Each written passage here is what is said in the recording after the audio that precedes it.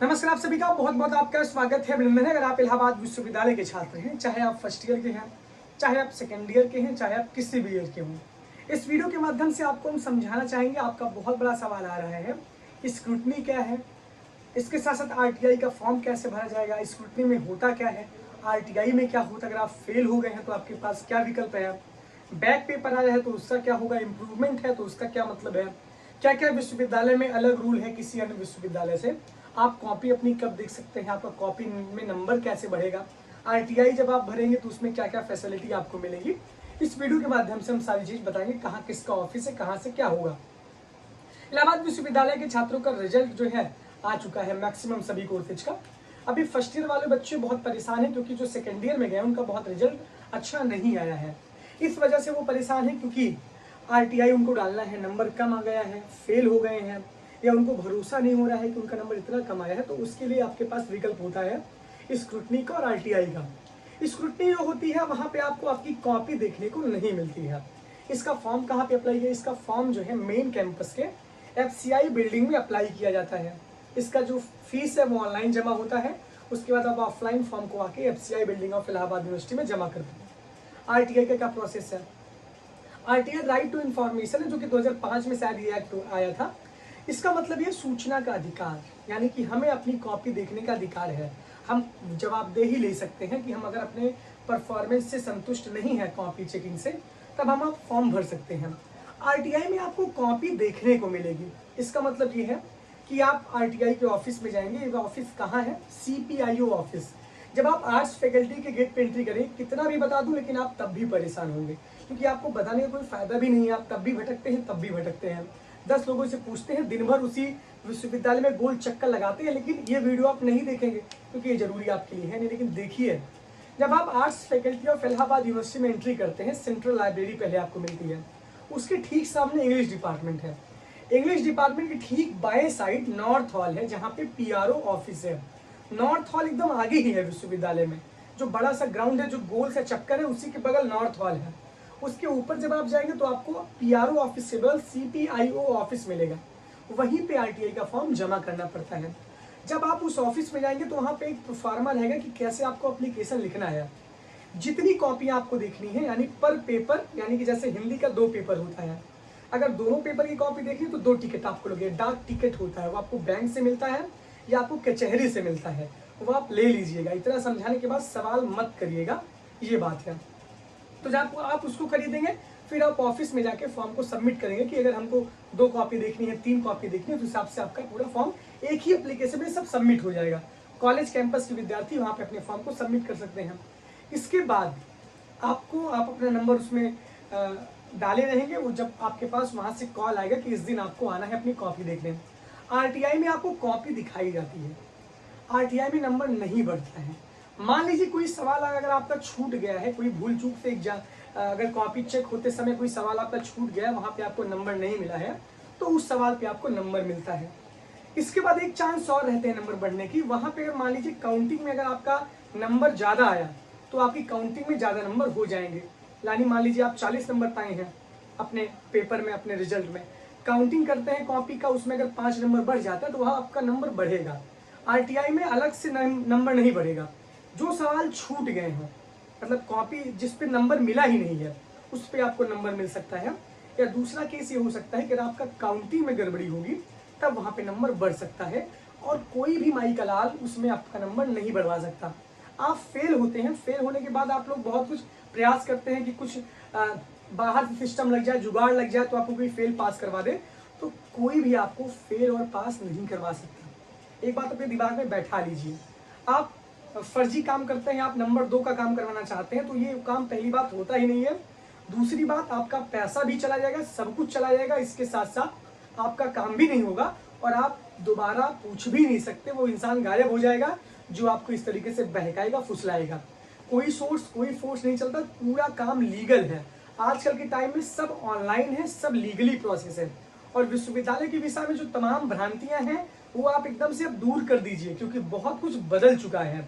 समय के साथ साथ सब बदल रहे हैं, तो अपनी मेंटालिटी भी आप बदलिए। जो भी लीगल प्रोसेस है आप लीगल प्रोसेस पे ही जाइए, क्योंकि कोई भी इलीगल काम नहीं होता। ये जो बाप से बताता है वो सबसे बड़ा मूर्ख है और आपको मूर्ख बनाता भी है। तो ये काम आप कर सकते हैं। स्क्रूटनी में आप जब फॉर्म भरेंगे, 1 पेपर, 2 पेपर, 3 पेपर, उसके बाद वहां पे आपको कॉपी नहीं दिखाई जाएगी, वो अंदर से ही चेक करके आपका फिर एक रिजल्ट आ जाएगा कि जिसका चेंज हुआ है उसका रिजल्ट आएगा, जिसका नहीं चेंज हुआ उसका रिजल्ट नहीं आएगा। मैक्सिमम नंबर नहीं बढ़ता है, लेकिन आप प्रयास एक कर सकते हैं। जो फेल हो गए हैं उनके लिए सिंपल सा माध्यम है कि आप अपनी कॉपी देख लीजिए, संतुष्टि पा लीजिए।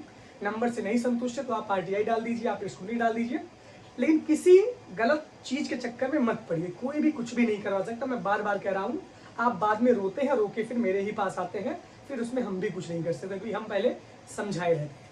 इम्प्रूवमेंट का मतलब ये है कि इम्प्रूवमेंट जो वो विद्यार्थी देते हैं, मान लीजिए कि आपका नंबर कम है, किसी पेपर में आप 20 नंबर पाए, किसी पेपर में आप 40 नंबर पाए हैं, तो दोनों पेपर मिला के आपका 60 नंबर हो रहा है 150 में, तो आप पास हैं, लेकिन आपको नंबर कम लग रहा है। इम्प्रूवमेंट एक ही सब्जेक्ट में आप दे सकते हैं, एक सब्जेक्ट के सभी पेपर में आप इम्प्रूवमेंट दे सकते हैं। जैसे आप इकोनॉमिक्स है, इकोनॉमिक्स में 3 पेपर होता है, तो तीनों पेपर में आप दे सकते हैं। तीनों पेपर में से आप एक ही पेपर में दे सकते हैं जिसमें आपका कम हो। हिंदी में 2 पेपर है तो आप दोनों पेपर में दे सकते हैं, आप एक ही पेपर में दे सकते हैं। इम्प्रूवमेंट सिर्फ आप एक ही पेपर में देंगे। बैक की बात हम करते हैं। बैक आपका जिस सब्जेक्ट में लगा उसमें आप देंगे। मान लीजिए कि आपका एक सब्जेक्ट में बैक लगा है तो एक ही पेपर का बैक होगा। अगर आप 2 सब्जेक्ट में फेल हैं तो आप फेल हो जाएंगे। फेल वालों के लिए कोई ऑप्शन नहीं है। जिनके रिजल्ट में फेल अपॉन SE लिखा है, यानी सेकंड एग्जाम लगा है, उनका बैक देना अनिवार्य है। इंप्रूवमेंट आपकी इच्छा पे डिपेंड करता है। बैक वालों के लिए इंप्रूवमेंट नहीं होता, उनके लिए बैक ही होता है। बाकी एक ही सब्जेक्ट में आप दे सकते हैं। एक सब्जेक्ट का मतलब एक ही सब्जेक्ट। बैक पेपर आप उसी में दे सकते हैं जिसमें आपका बैक लगा है। इंप्रूवमेंट में हमारे पास स्वतंत्रता होती है कि अगर हम पूरी तरीके से पास हैं, फुल अच्छी तरीके से, उसके बाद हम जिस विषय में चाहें उसके जितने पेपर में चाहे इंप्रूवमेंट दे सकते हैं। इसके बाद भी सवाल मत करिएगा, मैं बार बार समझा रहा हूं इतनी अच्छी तरीके से। ये बात आपको क्लियर हो गई। जितना नंबर आप इंप्रूवमेंट की परीक्षा में पाएंगे उतना ही नंबर आपका चढ़ेगा। मान लीजिए कि आपका एक पेपर में 20 नंबर है, दूसरे पेपर में आपका 40 नंबर है, 60 नंबर पाकर आप पास हुए हैं। अगर आप पहले पेपर में इंप्रूवमेंट देना चाहते हैं, अगर मान लीजिए कि आपका घटकर उस पेपर में 9 नंबर हो गया, तो 40 उस पेपर में आप पाए हैं जहां पे आप सेफ है। इसमें अगर आपका 9 आ गया तो 9 नंबर पे आप फेल हो जाएंगे, ये भी जान लीजिए। इंप्रूवमेंट में आपको जितना नंबर मिलेगा उतना ही नंबर आपका माना जाएगा। अगर पिछली परीक्षा से ज्यादा नंबर उसमें आ गया तो ज्यादा चढ़ेगा। अगर आप इसमें फेल हो गए तो आप फेल ही माने जाएंगे। फेल और पास की क्राइटेरिया भी मैंने बताई है कि तीनों पेपर को मिला के आपको एक विषय में 50 नंबर क्रॉस करना है, 150 में आपको 50 नंबर क्रॉस करना है। ये फेल और पास की क्राइटेरिया है। मान लीजिए कि आपका एक पेपर में 10 नंबर है और दूसरे पेपर में आपका 40 नंबर है, तो 10 और 40 मिलाकर के 50 हो जाता है, तो आप पास हैं। अगर आपका एक पेपर में 25-25 नंबर है तब भी आप पास हैं। ये पास होने की क्राइटेरिया है कि 33% आपको कवर अप करना है।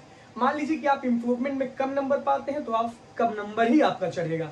आप पास भी हो जाते हैं फिर भी आपका नया रिजल्ट आएगा जो कम नंबर वाला रहेगा वो। अगर इंप्रूवमेंट में आप उसी विषय में उसी पेपर में लटक जाते हैं तब आप लटके ही रहेंगे। तो सोच समझ के कोई निर्णय लीजिएगा और बहुत सवाल जवाब ना करिएगा, क्योंकि आप लोगों को कितना भी बताएं आपको समझ आता नहीं है।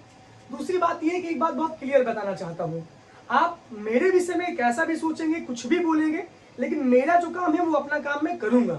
कोई बहुत अच्छा बोलता है, कोई बहुत खराब बोलता है। जो बहुत खराब बोलता है वही सबसे पहले वीडियो क्लिक करके देखता भी है, क्योंकि मेरे से बिना काम चलेगा नहीं।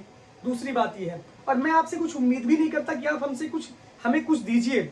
बस आप प्यार से बोल दिया करिए, कहीं 4 व्यक्ति के सामने थोड़ी सी अच्छी बातें भी बोल दिया करिए, क्योंकि मुझे बहुत कुछ सुनने को भी मिलता है। थोड़ा सा कष्ट होता है कि कोई भी इंसान आपके लिए इतना डेडिकेट है बिना किसी स्वार्थ के। आपसे मेरा कोई भी स्वार्थ नहीं है। मैं ये वीडियो ना भी बनाता तब भी कोई मतलब मेरा था नहीं, लेकिन आप अपने हैं। आप शायद आप जब नए नवेले थे तो बहुत अच्छे थे, लेकिन सबकी बात नहीं कर रहा हूँ। कुछ की वजह से मैं कुछ का नुकसान नहीं कर सकता। मैंने शुरू से लेकर अंत तक आपका साथ दिया है, तो ये साथ भी आपका मैं कभी नहीं छोड़ सकता। बाकी दुनिया है, अच्छा भी बोलेगी बुरा भी बोलेगी, लेकिन हम अपना काम करते रहेंगे। हमें अपना काम करने में कोई भी रोक नहीं सकता, ये आप अच्छे से जान लीजिए।